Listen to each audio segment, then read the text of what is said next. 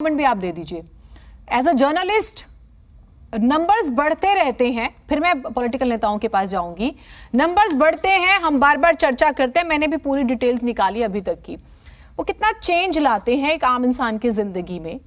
ये भाई अगर दिल्ली गवर्नमेंट बजट ला रही है तो मैं दिल्ली की अगर नागरिक हूँ, दिल्ली में रहती हूँ, स्पेशली दिल्ली की निवासी हूँ, तो मुझे क्या बेहतर मिलेगा, मैं क्या चेंज हो जाएगा मेरी लाइफ में, ये बहुत कम लोग समझ पाते हैं।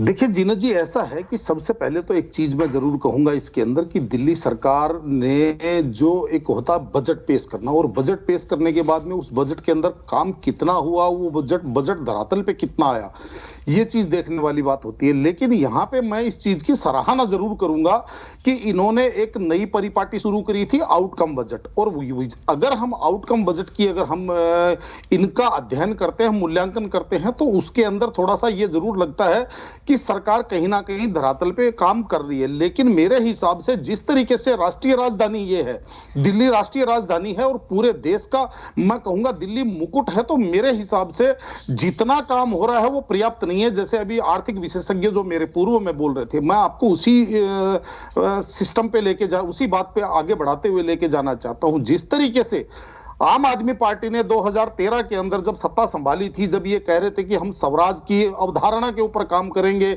मोहल्ला सभाओं से सलाह मशविरा करके हम कोई भी पॉलिसी लागू करेंगे, लेकिन आज तो वो सारी चीजें नहीं है। अब इन्होंने एक डीडीसी करके इन्होंने एक दिल्ली डायलॉग कमीशन इन्होंने बनाया, लेकिन वो दिल्ली डायलॉग कमीशन भी केवल डायलॉग तक ही रह गया। जीनत जी, मैं आपको एक चीज और बताना चाहता हूं कि आज दिल्ली जो है पूरे हिंदुस्तान का केंद्र है।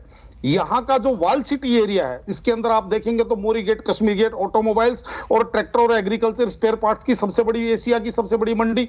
आप देखेंगे खारी बावली तो ड्राई फ्रूट्स की सबसे बड़ी मंडी। हाँ। आप देखेंगे चावड़ी बाजार किताब कॉपी की सबसे बड़ी मंडी। आप देखेंगे भागीरथ पैलेस तो वो लाइट्स और इलेक्ट्रिकल्स की सबसे बड़ी मंडी। लेकिन सदर बाजार है, वो आपको पता है कंज्यूमर गुड्स की पूरे विश्व के अंदर एक नंबर पे मान। लेकिन यहाँ पे आप देखिए, ये जितनी मंडियां हैं, इनके ऊपर सरकार का पिछले 9 वर्षों में, 10 वर्षों में कहीं कोई ध्यान नहीं गया जीनत जी। ना वहां पे मूलभूत सुविधाएं हैं, ना वहां पे कोई आप ये समझ लीजिए प्रसाधन की सरकार की तरफ से सुविधाएं हैं, ना कोई पार्किंग की सुविधाएं।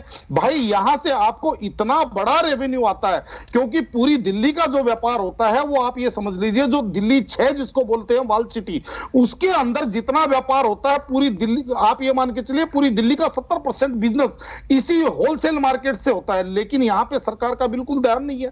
सरकार को शीला दीक्षित जी ने 2011 में बोला था कि जैसे हमने मोतिया खान को मायापुरी में कन्वर्ट कर दिया, जैसे हमने केमिकल मार्केट को कापस हेड़ा ट्रांसफर कर दिया, ऐसे हम इन जो जितनी होलसेल मार्केट्स जो अनऑर्गेनाइज वे में बसी हुई है, इनको हम ऑर्गेनाइज वे में जगह दे करके। लेकिन आज ये जो मैं कहता हूं कि स्वदेशी जो स्वराज की अवधारणा पे चलने वाली सरकार बिल्कुल ध्यान नहीं दे रही। तो मेरे हिसाब से सरकार को इन चीजों के ऊपर भी फोकस करना चाहिए, क्योंकि जिस तरीके से भी आपने अपनी रिपोर्ट्स में दिखाया, देखिए वो बात बिल्कुल सही है कि सरकार सस्ता या महंगा नहीं कर सकती। हाँ। लेकिन सरकार व्यवस्थाओं को सुचारू कर सकती है और व्यवस्थाओं को पूरी तरह एक तरह का आप ये मान के चलिए विकेंद्रीकरण सरकार कर सकती है। लेकिन मुझे ऐसा लगता है कि ये केवल और केवल एक समझ लीजिए आंकड़ों की बाजीगरी है। नहीं तो ये सिर्फ दिल्ली सरकार करती है, सभी सरकारें करती है। जो आपने शुरू में पूछा कि कहा कितना और करा कितना, तो ये सिर्फ दिल्ली सरकार पे लागू होता है या हर स्टेट की गवर्नमेंट पे? नहीं, मैंने आपको बोला जीनत जी, देखिए सीधी आपको मैं बताऊं, जब भी बजट पेश होता है पूरे देश के अंदर, चाहे मैं केंद्र का कहूं, राज्यों का कहूं, हर एक राज्यों के अंदर ये चीज नहीं बताई जाती। लेकिन यहां पे मैंने आपको शुरू में क्या कहा कि थोड़ा सा मैं प्रशंसा भी करूंगा कि इन्होंने बजट आउटकम जो जिस तरीके से इन्होंने बताया है, उससे देख करके ये लगता है कि कहीं ना कहीं धरातल पे कुछ कार्य हुए हैं। लेकिन जितने होने चाहिए मेरे हिसाब से वो ऊंट के मुंह में जीरा साबित हो रहे हैं। मेरा कहने का तात्पर्य यही है। नहीं, ठीक है, आप सभी की बात सम्माननीय है मेरे लिए। प्रवीण जी, इस बार का बजट, मैं पिछले बजट पढ़ रही थी, education budget, health budget, green budget, zero tax budget, देशभक्ति बजट, रोजगार बजट। तो इस बार का बजट क्या है? विकास बजट, सौंदर्यीकरण बजट क्या होगा और क्या किस सेक्टर पे आप लोग फोकस करने वाले हैं? कुछ हिंट दे के जाइए।